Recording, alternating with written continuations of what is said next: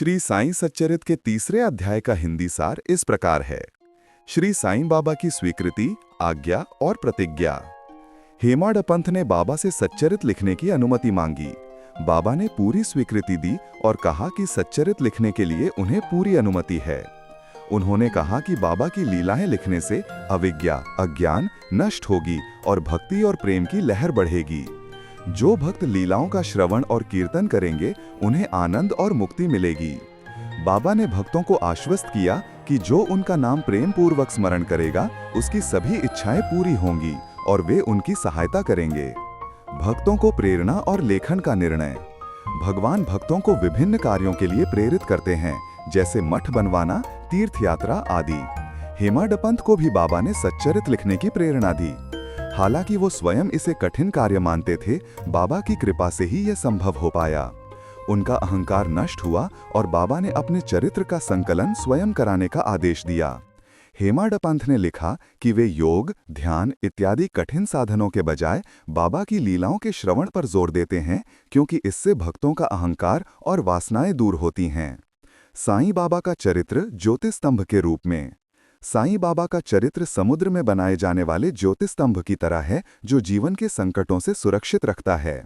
ये चरित्र हृदय में जाकर अहंकार को नष्ट करता है और ज्ञान प्रकट करता है। 4 युगों में मोक्ष के लिए विभिन्न साधन बताए गए हैं और कलयुग में भगवत कीर्तन ही श्रेष्ठ साधन है। सच्चरित का लेखन भी इसी उद्देश्य से बनाया गया है। मातृ प्रेम का उदाहरण।